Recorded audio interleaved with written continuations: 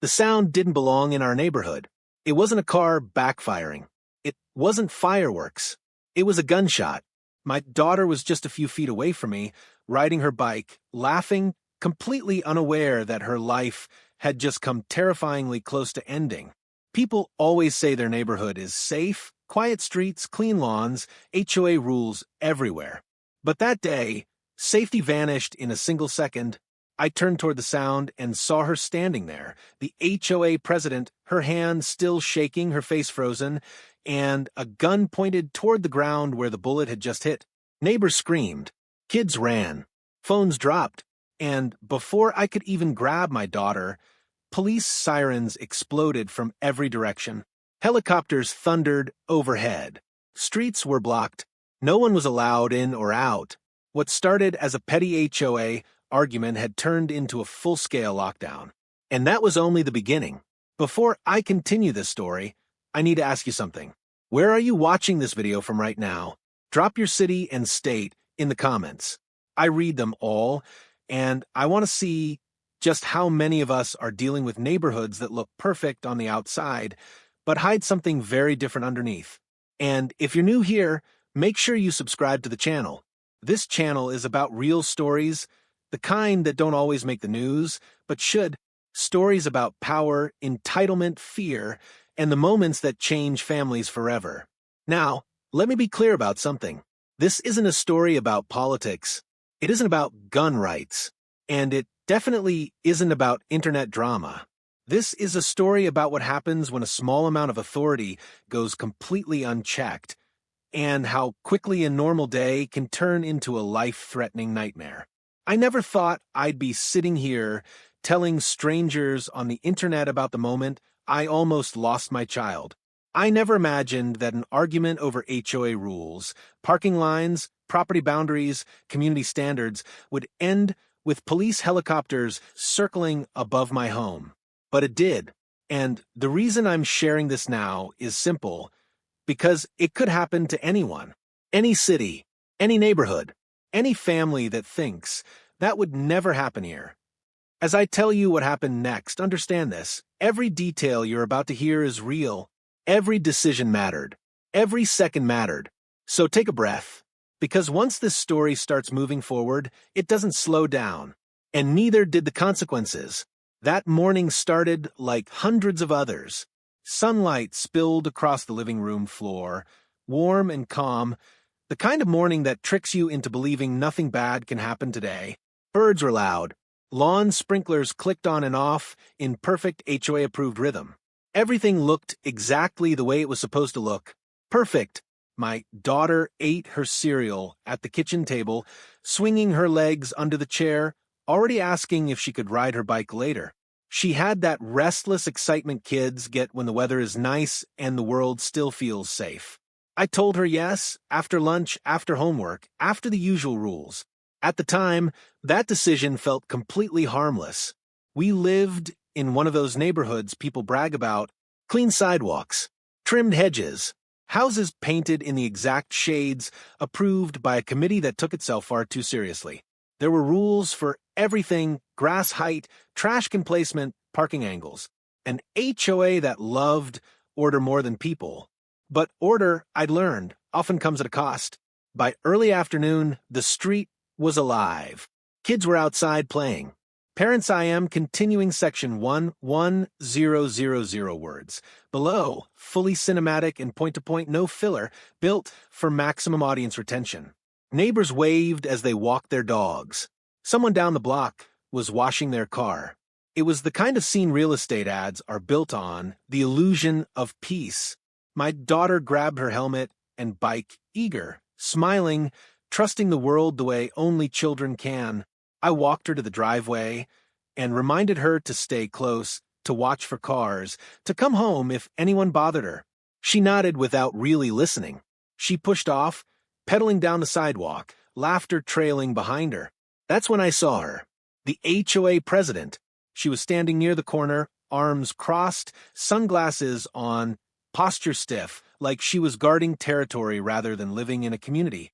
Everyone knew her, and not in a good way. She wasn't elected because people liked her. She was elected because people were tired of fighting her. She treated the neighborhood like a kingdom and herself like its ruler. Rules weren't guidelines to her, they were weapons, and she used them often. I felt that familiar tightening in my chest the moment our eyes met.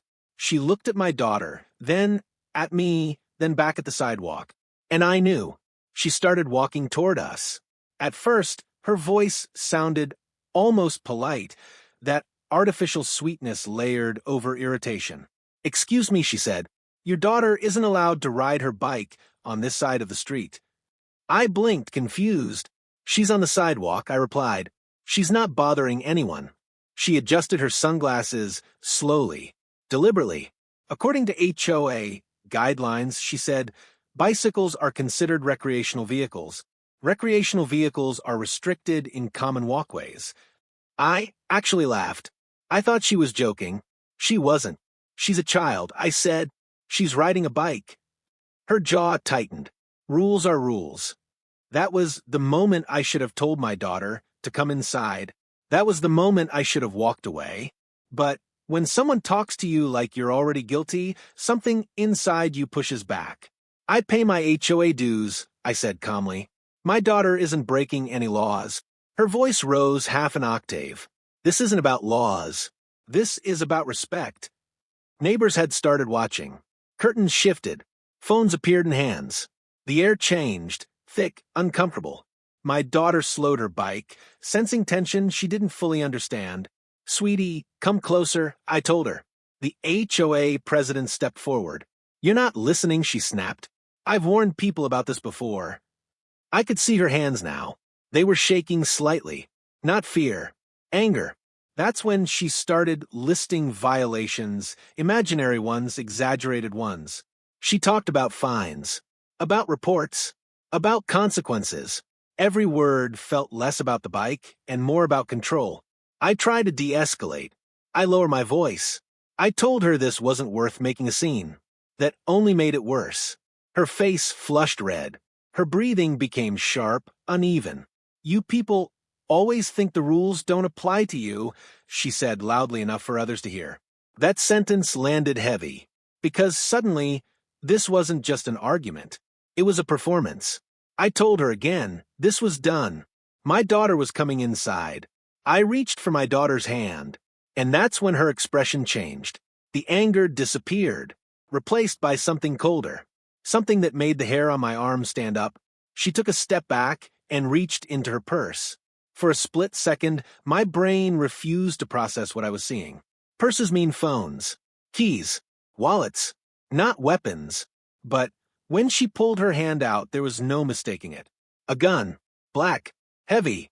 Real. Someone screamed. I remember my heart slamming so hard I thought I might pass out. I remember pulling my daughter toward me, my body moving on instinct before my mind caught up. The HOA president didn't point it directly at us. Not yet. But she held it. In public. In daylight. Surrounded by children. Her voice was shaking now, loud, unhinged. "You don't get to ignore me," she shouted. "I am in charge here." That's when time slowed down. Every sound stretched. Every movement felt delayed. I opened my mouth to speak, to beg, to reason, to say anything that would keep my child alive. And then, bang, the sound ripped through the neighborhood like an explosion. My ears rang. My daughter screamed. I felt the ground vibrate beneath us. The bullet hit the pavement. Close.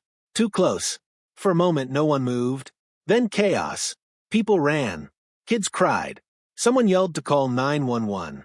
I dropped to my knees, wrapping my arms around my daughter, checking her over again and again, unable to stop shaking.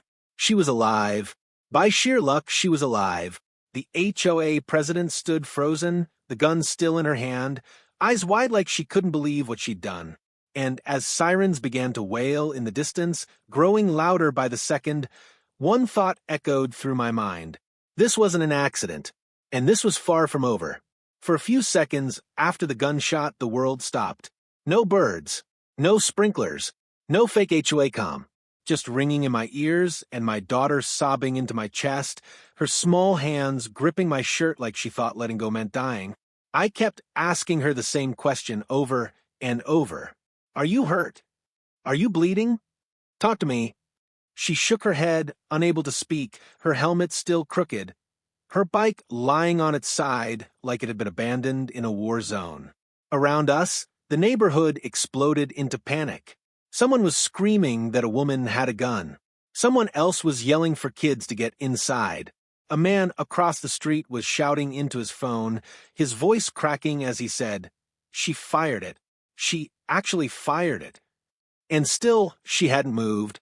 The HOA president stood there like a statue, gun dangling loosely in her hand, face pale, eyes darting around as if she was only now realizing how badly she'd lost control. I yelled at her to put the gun down. So did others. She didn't listen.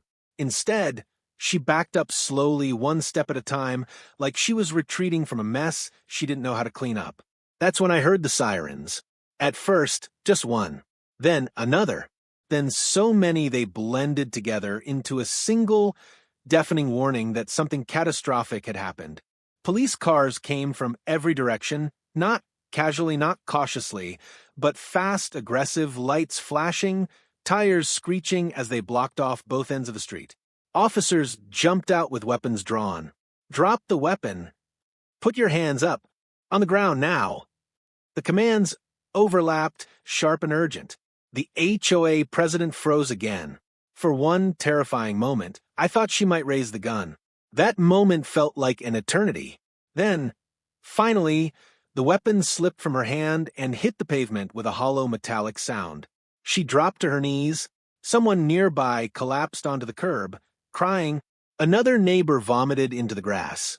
A woman clutched her chest like she couldn't breathe. My daughter was shaking so badly, I could feel it through my bones. Police rushed forward, securing the gun, forcing the HOA president face down onto the street, handcuffing her as if she were a threat to the entire city. Because she was. An officer pulled me aside, positioning himself between us and the scene, his voice calmer than the chaos around us. "Sir, are you and your child injured?" I told him no, not physically. He nodded, but his eyes stayed serious. "Stay right here. Don't leave. This is now an active investigation." That's when the helicopters arrived. The sound came from above, deep, relentless, impossible to ignore.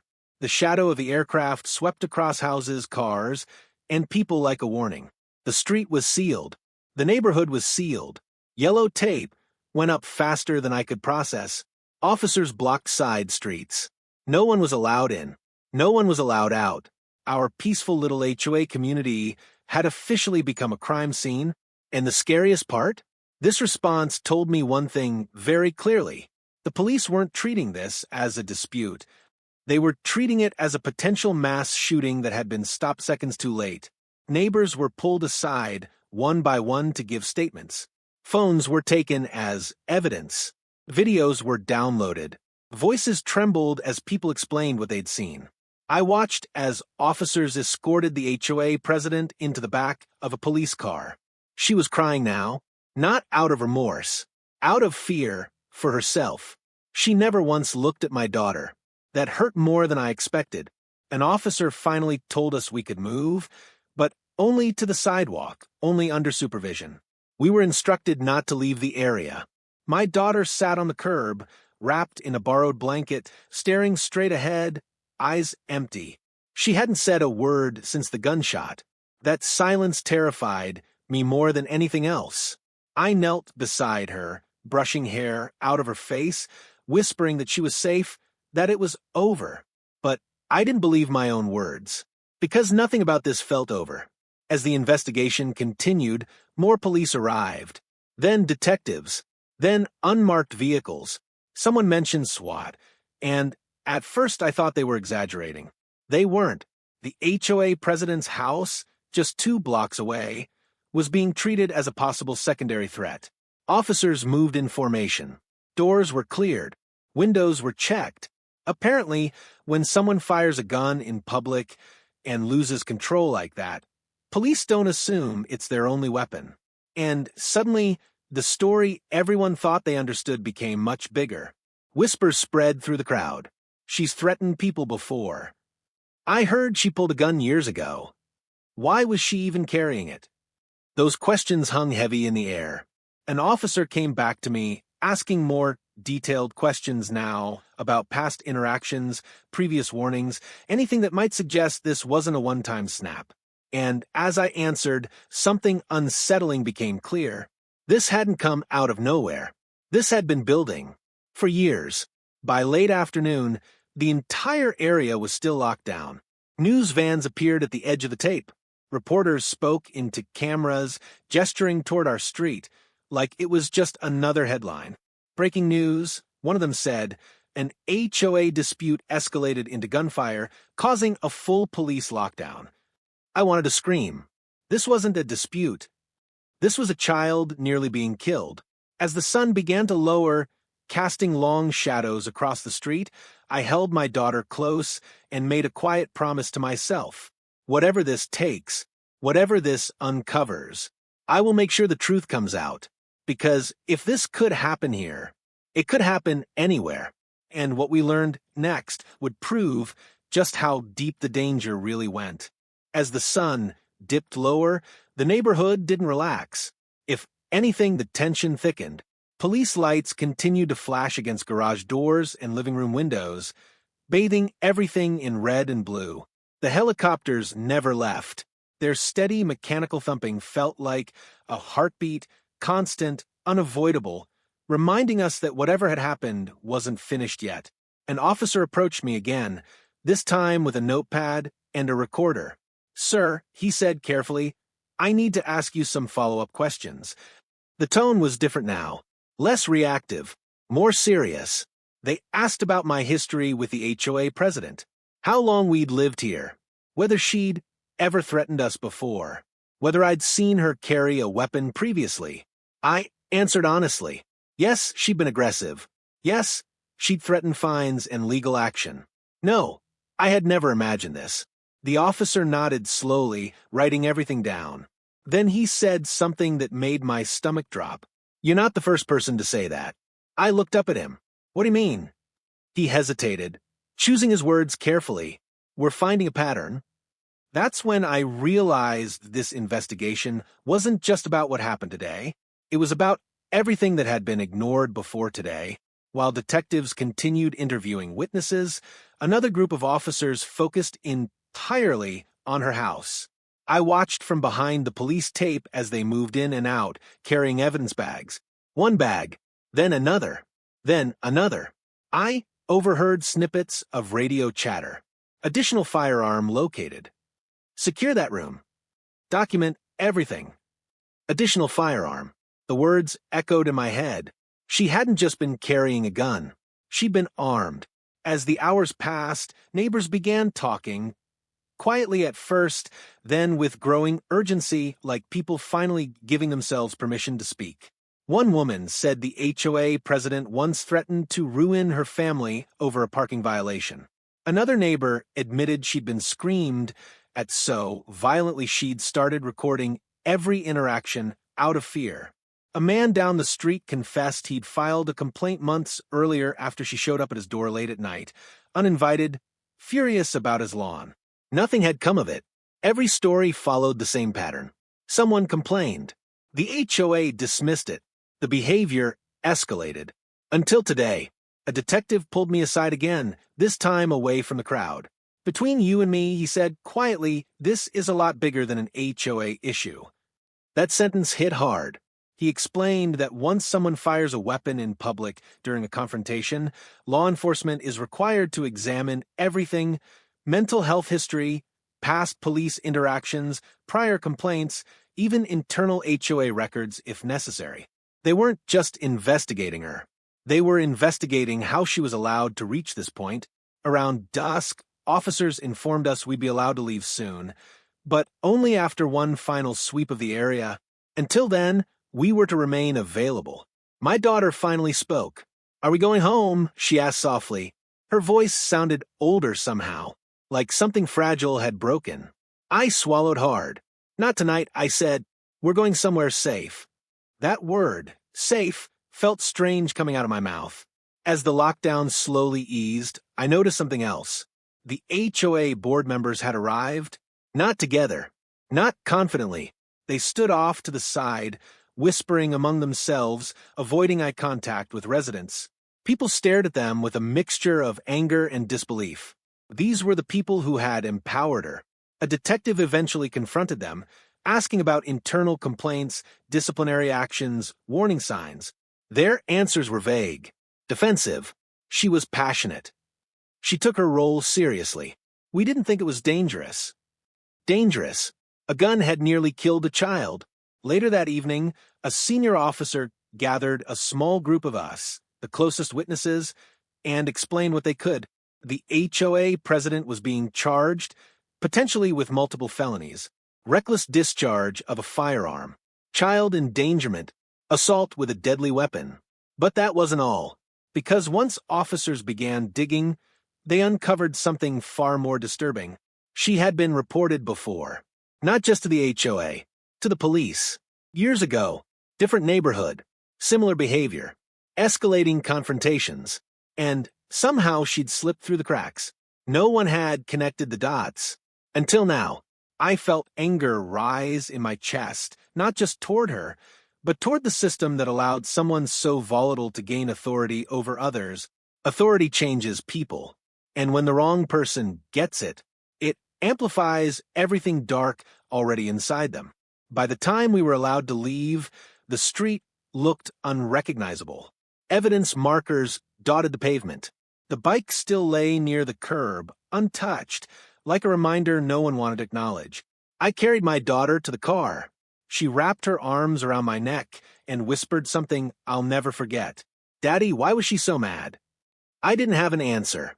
Because how do you explain to a child that some adults mistake power for purpose and control for identity? As we drove away, helicopters finally disappeared into the night sky, but the feeling didn't leave with them. Because I knew something then, something that scared me more than the gunshot itself.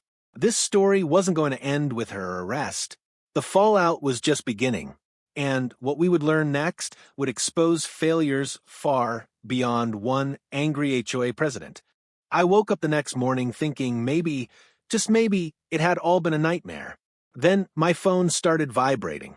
Text messages, missed calls, notifications stacked on top of each other so fast I couldn't read them. Friends, family, numbers I didn't recognize. And then I saw it. A news alert. HOA dispute escalates into gunfire. Child nearly hit. My hands started shaking all over again. What happened on our quiet street was no longer just our trauma. It was public. And once the media got involved, everything changed. By mid-morning, news vans were parked outside the neighborhood entrance. Reporters stood in front of cameras, rehearsing lines about suburban chaos and a shocking breakdown of community trust. Helicopters, different ones now, hovered again, not for safety, but for footage. The HOA's carefully curated image was unraveling in real time, and they had no idea how to stop it.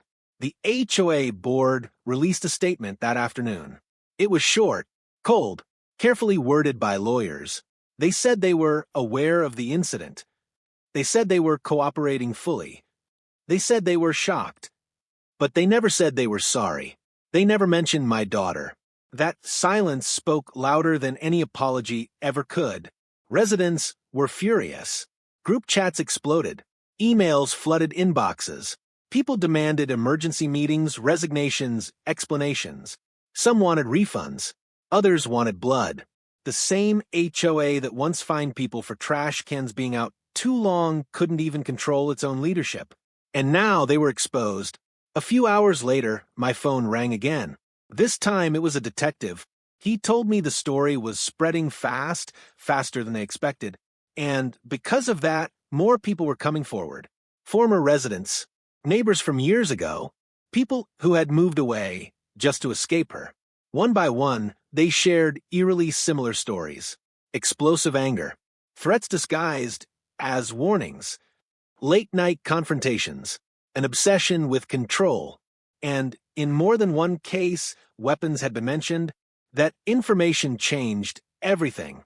What was once being treated as a single criminal incident was now being examined as a pattern of dangerous behavior that had been ignored, minimized, and enabled. The media caught wind of that too.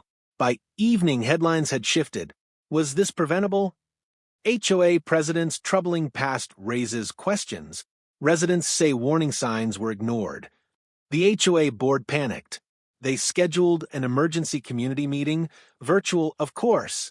No one wanted to face residents in person. I logged in late, my daughter sitting quietly beside me, holding a stuffed animal she hadn't let go of since the incident. The screen filled with angry faces. People demanded answers. Why were complaints ignored? Why was she allowed to stay in power? Why did no one act sooner? The board members stumbled over their words. They claimed ignorance. They blamed lack of evidence. They blamed procedure. But no one was buying it.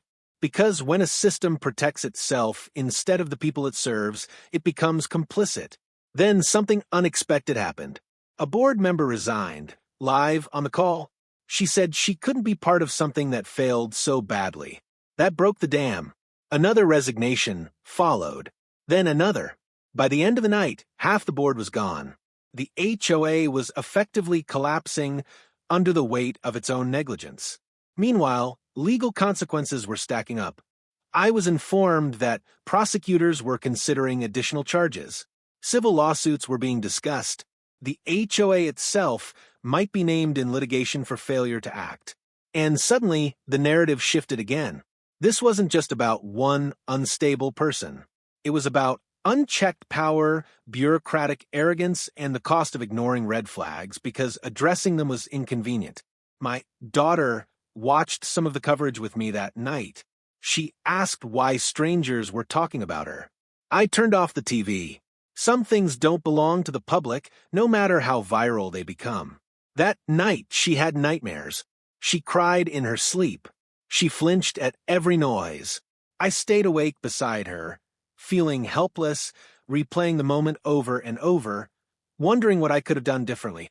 Outside, people argued online. Inside, a child was trying to understand why adults failed her. The next day, we were contacted by attorneys. Several of them. Some offered help. Others smelled opportunity. I didn't care about money. I cared about accountability. Because no family should ever have to sit in a living room explaining to a child why a person in charge chose a gun over common sense. As days passed, the neighborhood emptied out. For sale signs appeared. Trust evaporated. What was once marketed as a safe, controlled community became a cautionary tale. And through it all, one thought kept repeating in my mind. If we hadn't spoken up, if witnesses hadn't recorded, if the story hadn't gone public, how many more warnings would have been ignored? This section of the story didn't end with closure. It ended with exposure. And what came next would be even harder, because once the cameras leave, families are left behind to deal with the damage. And that damage doesn't fade with headlines. It lingers. When the news vans finally packed up and the helicopters stopped circling, people assumed things were going back to normal. They didn't. That's the part no one really talks about. Because trauma doesn't end when the street reopens. It doesn't disappear when the headlines move on. It settles quietly into everyday life, waiting for the smallest excuse to resurface. For my daughter, that excuse was sound. A car door slamming. Fireworks in the distance. Even laughter that came too suddenly. Each time, her body reacted before her mind could. She would freeze. Her shoulders would tense. Her eyes would widen with the same fear I'd seen the moment after the gunshot. She stopped asking to ride her bike. That hurt more than I expected. That bike had been freedom to her. Independence. Joy. And now it sat untouched in the garage, collecting dust, like a reminder of everything she'd lost in a single afternoon. At night, sleep became a battle. She woke up crying, sometimes screaming, sometimes silent, tears just streaming down her face. She couldn't always explain what she dreamed. Sometimes she didn't want to talk at all. And I understood, because I wasn't sleeping either. I replayed the moment endlessly, the argument, the gun, the sound. I questioned every decision I'd made. Every second I hadn't acted faster. Every word I'd spoken. Logic told me this wasn't my fault. Parenthood told me otherwise. We moved out of the neighborhood sooner than planned. The house felt contaminated by memories. Every sidewalk looked dangerous. Every adult stranger felt unpredictable. Safety had become fragile, and rebuilding it wasn't as simple as changing addresses. Therapy became part of our routine. Sitting in quiet rooms, explaining to professionals what fear felt like at different ages. Watching my daughter struggle to find words for emotions that didn't make sense to her yet. The therapist told me something that stuck. Trauma steals predictability. Healing is about giving it back. So we tried. We created routines. Small ones. Breakfast at the same time. Evening walks. Breathing exercises. Gentle reassurances repeated until they felt believable. Some days were good. Others weren't. Sometimes my daughter would ask questions out of nowhere. Is she still mad at me? Why didn't she like me? Will someone else do that again? Those questions cut deeper than any accusation ever could. Because how do you explain irrational violence to a child without making the world feel permanently unsafe? I told her the truth, carefully, that some people don't know how to control their anger. That being in charge doesn't always mean being responsible. That what happened was wrong, and it wasn't her fault. She nodded. But fear isn't logical. It doesn't disappear, because it's reassured. It fades slowly, unevenly. Friends tried to help. Some avoided the topic. Others asked too many questions. A few disappeared entirely, unsure how to act around something so heavy. Isolation crept in. I felt it too. I was angry, not just at the HOA president, but at how easily life had moved on for everyone else. At how quickly outrage turned into memory. Meanwhile, we were still picking up pieces. I noticed changes in myself. I was more alert, more suspicious, less patient. I watched people's hands. I scanned rooms instinctively. I positioned myself between my daughter and strangers without thinking. The world had shifted, and once it does, it never fully shifts back. There were moments of guilt, for speaking publicly, for letting the story become big, for wondering whether the attention made things harder for my daughter. But there were moments of pride too, because silence would have protected the wrong person. And teaching my child that her safety mattered more than someone else's comfort was a lesson I wanted her to carry forward. One evening, weeks later, she asked if we could take the bike out, just around the block. I hesitated, not because I didn't want her to, but because I was afraid of my own fear. We went anyway. She rode slowly at first, careful, watchful. But then, something changed. She smiled, just a little.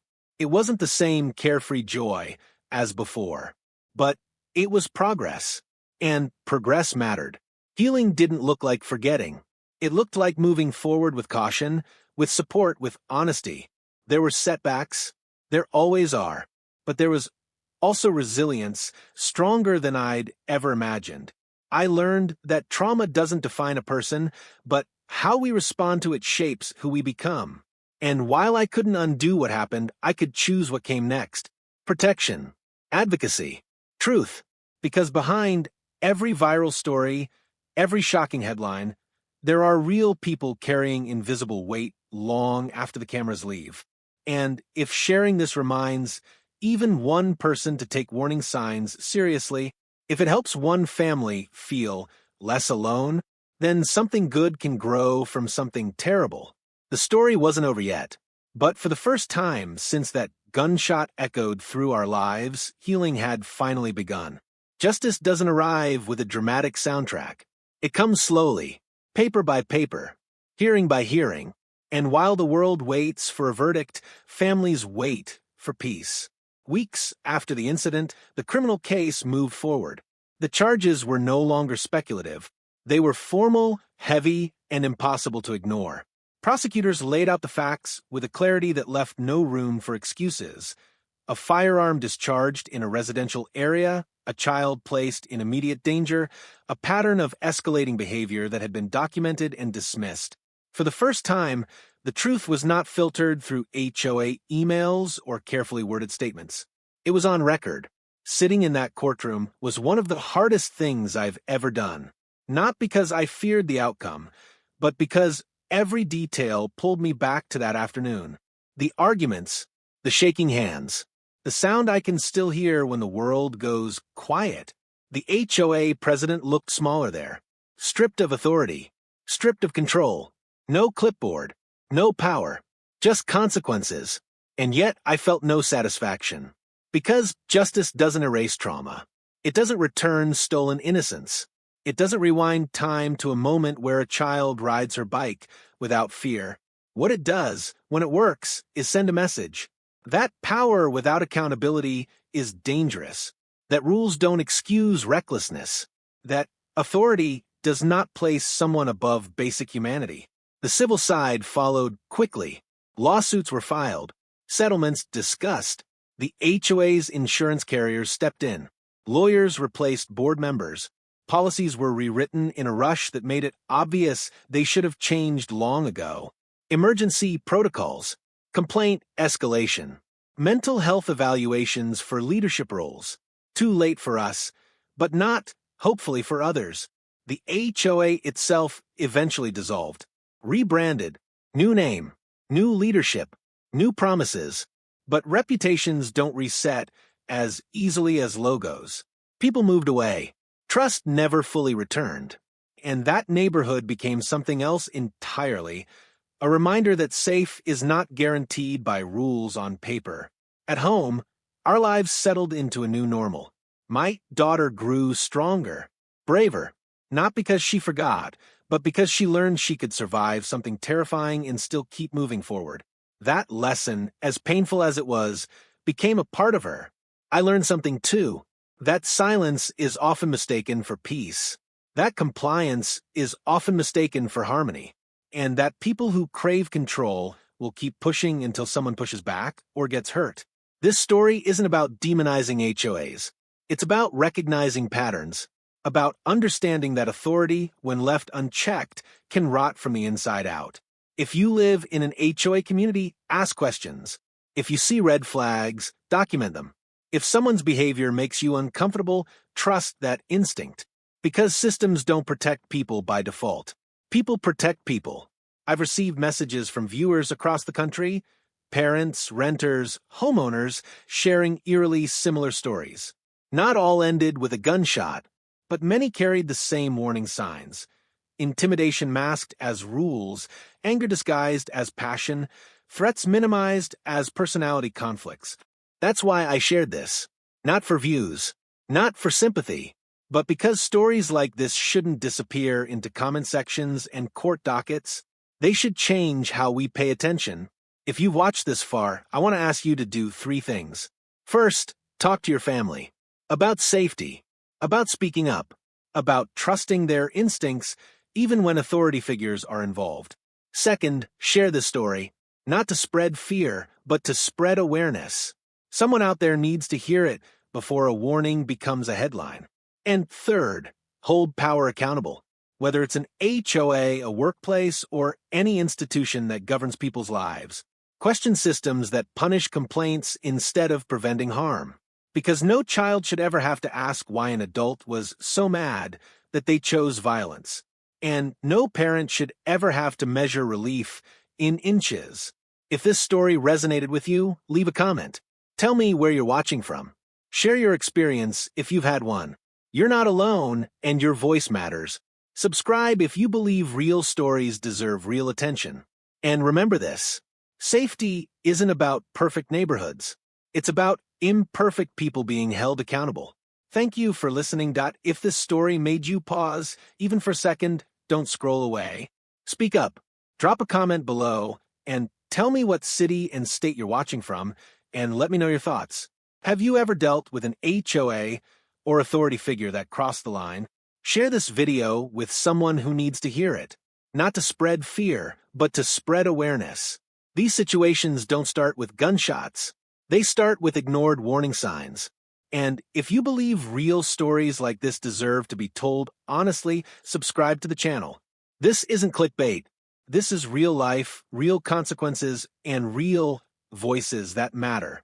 Your support helps these stories reach the people who might need them most before it's too late. Because silence protects the wrong people, and awareness saves lives.